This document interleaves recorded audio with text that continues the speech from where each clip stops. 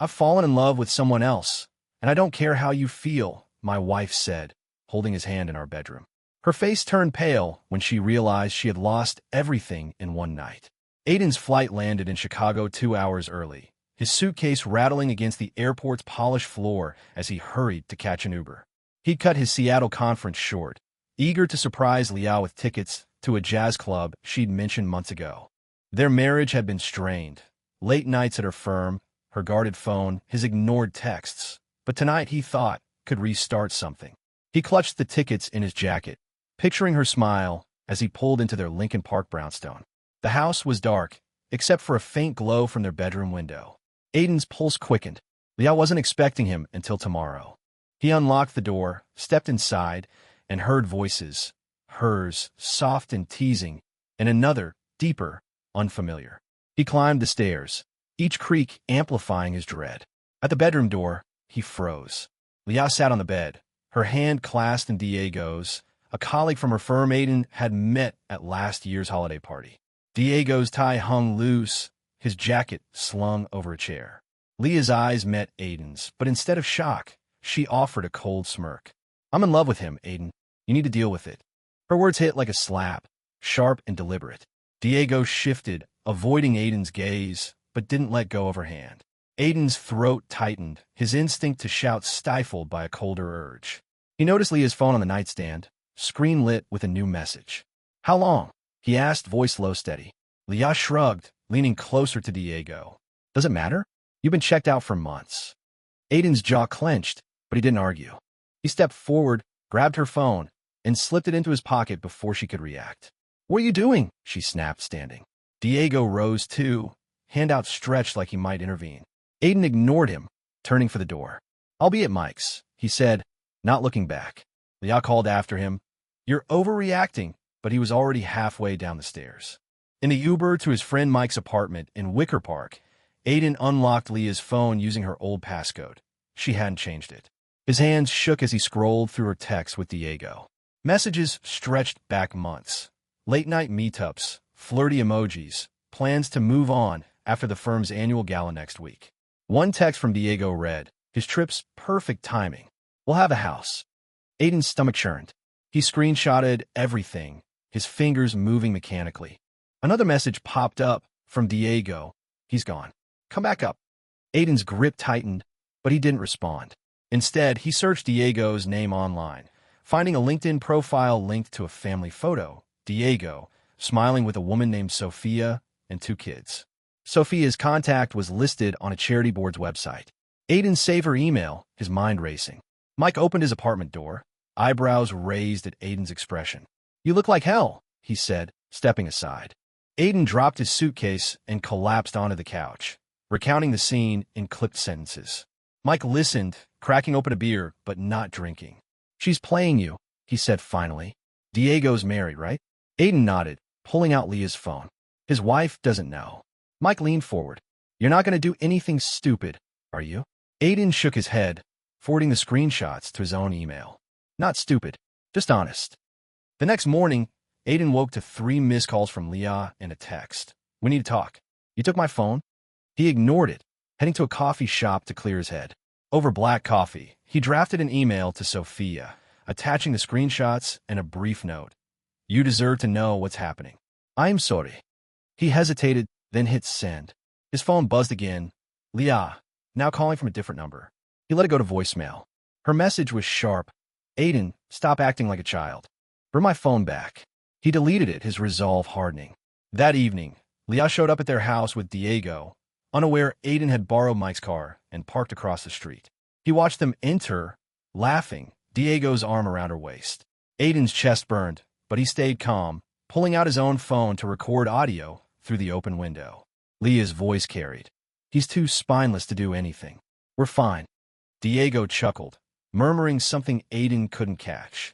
The recording captured enough, her mockery, their ease. Aiden stopped it, saved the file, and drove back to Mike's. He wasn't ready to confront them yet. The gala was 3 days away, and Sophia's response would come first. Aiden spent the next morning at Mike's apartment, his laptop open to Sophia's reply. Her email was curt. Thank you for the evidence. I'll handle this. No questions, No, please. Just a woman who'd been blindsided but wasn't wasting time. Aiden's phone buzzed relentlessly with Leah's texts, now a mix of demands and fake concern. Where are you? I'm worried. He ignored them, focusing on the audio file from last night. Leah's voice, dripping with disdain, looped in his head. He's too spineless. He burned the file to a USB drive, slipping it into his pocket like a grenade. At noon, Mike dragged Aiden to a diner, insisting he eat. Over greasy burgers, Mike pressed for details. What's your next move? Aiden sipped his coffee, eyes fixed on the table. The gala's tomorrow. Sophia's coming. I wait. Mike frowned, uneasy. You're playing with fire, man. What if I twist this on you? Aiden's jaw tightened. She's already trying. But I've got proof. He tapped the USB, then changed the subject, asking about Mike's new graphic design gig to keep his mind off the storm brewing. Back at Mike's, Aiden scoured Diego's social media, finding posts from a company retreat. Leah and Diego in group photos, always too close. One caption from a coworker read, "Dynamic duo," with a winking emoji. Aiden's stomach twisted, but he saved the post. Then his phone lit up with a call from an unknown number. He answered, expecting Leah. Instead, it was Kira, a junior analyst from Leah's firm. I saw you leave the house last night, she said, voice low. Everyone knows about them. I'm sorry. Aiden's grip tightened. How long? Kira hesitated. Since the Miami conference. 6 months. She promised to send an email with screenshots of office chats where colleagues joked about Leah and Diego's meetings. Aiden thanked her, his resolve stealing. That evening, Kira's email arrived. Dozens of messages, some subtle, others blatant. Leah's always working late with Diego. Aiden forwarded them to Sophia, adding a note. This isn't new. They're banking on us, staying quiet. Sophia replied instantly. Meet me at the gala. I'll bring everything. Aiden felt a surge of adrenaline. He wasn't alone anymore. He spent the night planning, mapping out the gala's layout from last year's event. A downtown Chicago hotel, packed with Leah's firm. The open bar and crowded dance floor would give him cover to move unnoticed. The next day, Aiden borrowed a suit from Mike and drove to the hotel early. He slipped into the venue, blending with early arrivals, setting up name tags and swag bags. His heart pounded as he spotted Leah across the room, directing caterers with her usual efficiency. Diego stood nearby, whispering something that made her laugh. Aiden's fingers brushed the USB in his pocket. He found a tech booth where a bored AV guy let him test the sound system. Aiden uploaded the audio file, ensuring it was queued for later. He didn't plan to play it yet, just a backup if things escalated. Sophia arrived an hour later, her presence cutting through the chatter. She approached Aiden near the bar, her handshake firm, eyes sharp with purpose. I've got my own evidence, she said, patting her purse. Diego thinks he's untouchable. He's wrong. They agreed to wait for the right moment, when Leah and Diego were most exposed. As the gala filled with suits and laughter, Aiden watched Leah work the room, her charm masking the lie she lived. Diego stayed close, their glances too familiar. Aiden's phone vibrated, a text from Leah. We need to talk tonight. I miss you. He scoffed, pocketing the phone without replying. The keynote speech began, and Aiden positioned himself near the stage, where Leah and Diego were seated at a VIP table. Sophia mingled nearby, her calm demeanor hiding her intent. Aiden caught her eye, nodding slightly. The speaker droned about quarterly profits, but Aiden's focus was on Leah's hand brushing Diego's under the table. He clenched his fists, resisting the urge to act too soon. Then Sophia's phone lit up with a message, and her expression hardened. She leaned toward Aiden, whispering, Diego just texted me to cover for him tonight. Says he's staying late. I'm done waiting. Aiden nodded, his pulse racing. The stage was set, and Leah's carefully built facade was about to crack. The gala's energy surged as the keynote ended, applause rippling through the Chicago hotel's ballroom. Aiden stood near the stage, his eyes locked on Leah and Diego, who lingered at their VIP table, whispering and laughing like no one else existed. Sophia, positioned across the room, gave Aiden a sharp nod, her purse clutched tightly. She'd just received Diego's text asking her to lie about his whereabouts, and her patience had snapped. Aiden felt the USB drive in his pocket, the audio file ready to shatter Leah's charade. He moved toward the tech booth, signaling the AV guy to prepare the speakers. Sophia approached the VIP table, her steps deliberate. Leon noticed her, and her smile faltered, replaced by a flicker of unease. Diego, oblivious, stood to greet Sophia, expecting a quick cover story. Instead, Sophia pulled out her phone and held it up, showing Diego's latest message. "Tell them I'm at a client dinner." The table went quiet. "Care to explain?" Sophia asked, her voice loud enough to draw eyes from nearby guests. Leah's hand froze on her glass, her gaze darting to Aiden, who stood motionless, watching. Diego stammered, "Sophia, it's not what you think." But Sophia wasn't here for excuses. She turned to the crowd, raising her voice. "My husband's been lying to me for months, and Leah's been helping him." Gasps rippled through the room. Leah stood, her chair scraping the floor. "This is ridiculous," she snapped, trying to laugh it off. "Aiden, tell her she's wrong." All eyes turned to him. Aiden stepped forward, his voice calm but cutting. "I don't need to. You've already told everyone." He nodded to the AV guy, who hit play. Leah's recorded voice filled the ballroom. "He's too spineless to do anything. We're fine." Diego's chuckle followed, smug and unmistakable. The crowd froze, some whispering, others staring at Leah, whose face drained of color. She lunged toward the booth, shouting, "Turn it off!" But the AV guy blocked her path. Diego grabbed her arm, hissing, "What the hell is this?" Leah yanked free, her eyes wild, searching for Aiden.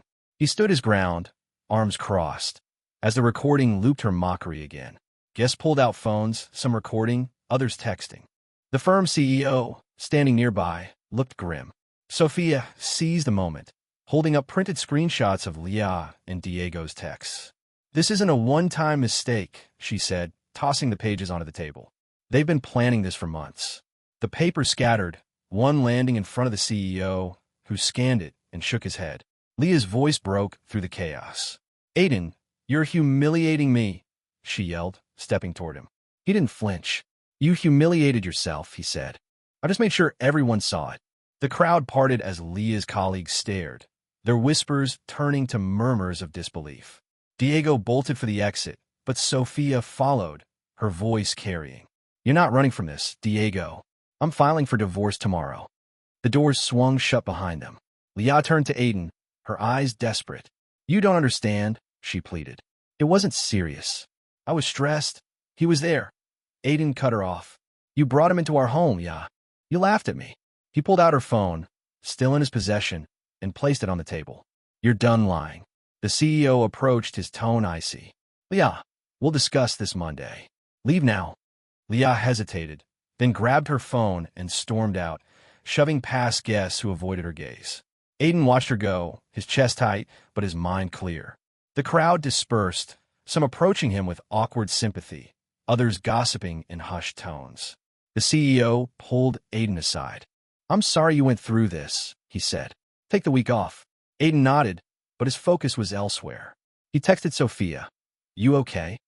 Her reply came fast. "Better now. Thank you."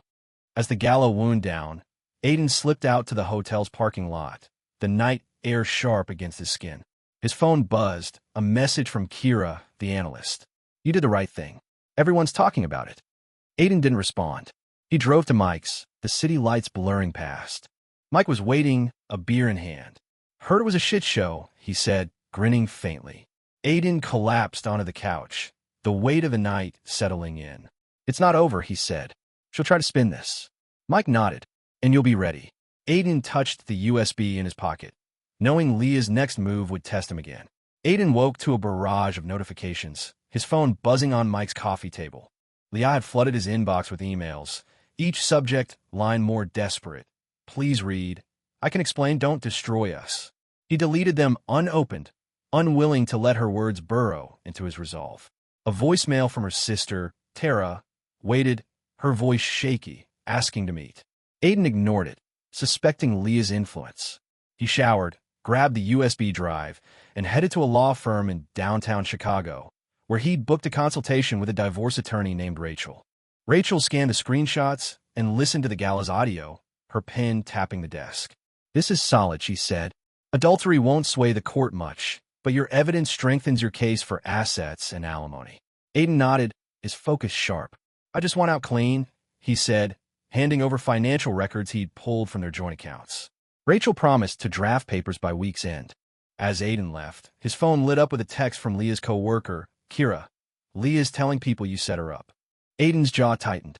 He forwarded the message to Rachel, adding, "She's rewriting the story." That afternoon, Aiden met Tara at a quiet cafe in Logan Square. She slid into the booth, her hands fidgeting. "Leah says you humiliated her at the gala," she began, avoiding his eyes. "Said Diego pressured her, and you blew it out of proportion." Aiden leaned forward, his voice steady. "She brought him into our bed, Tara. I have texts, recordings, proof." He slid his phone across the table, showing Kira's email with the office chats. Tara's shoulders slumped as she read. "She told me you were paranoid," she admitted. "I didn't know." Aiden pulled the phone back. "She's counting on that." Tara promised to stay neutral, but warned him Leah was rallying their mutual friends. By evening, Aiden's suspicions were confirmed.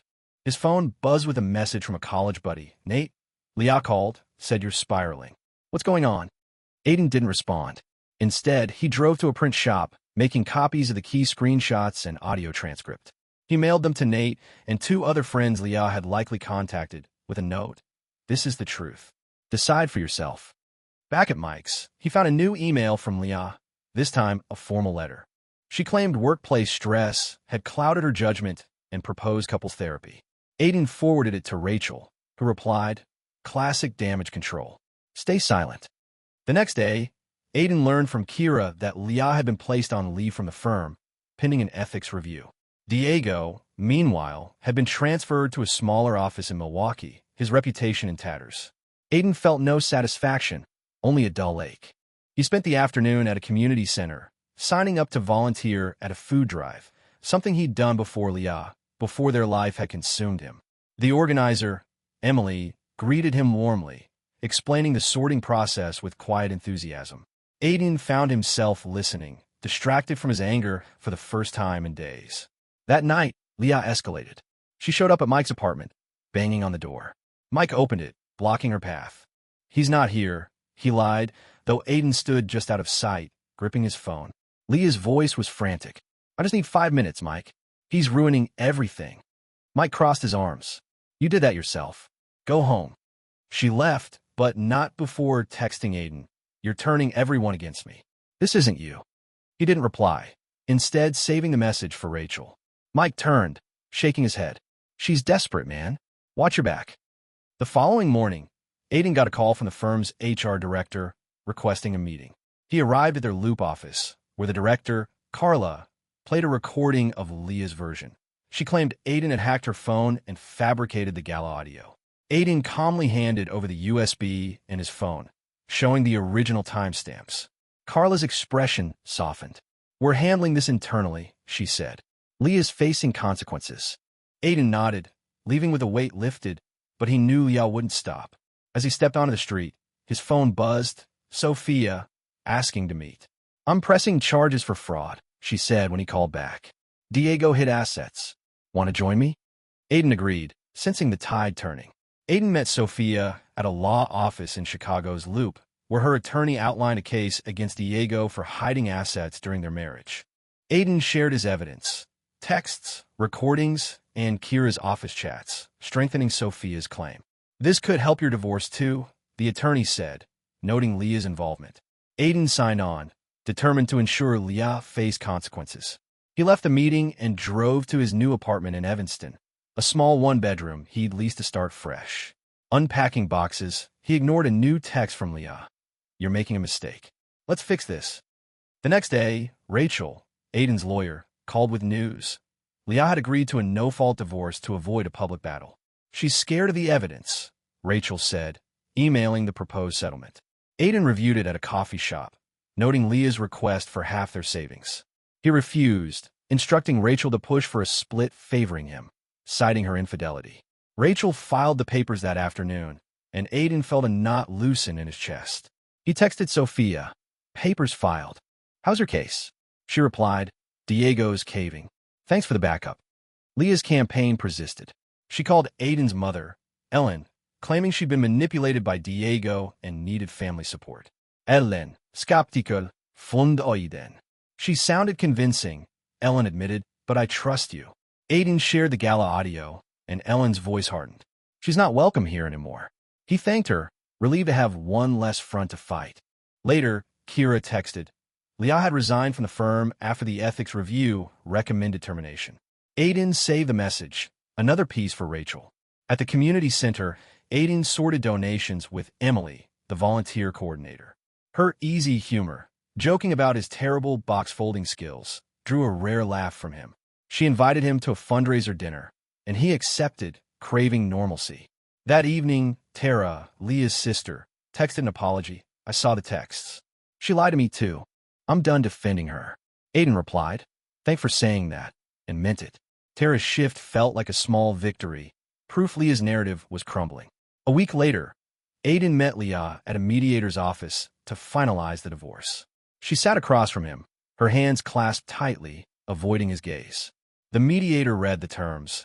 Aiden kept the house, Leah got minimal savings, and no alimony. Leah signed, her hands shaking, then spoke for the first time. I didn't mean to hurt you, she said, voice low. Aiden looked at her, unflinching. You didn't mean to get caught. She flinched but said nothing more. They left separately, Aiden stepping into the sunlight, free.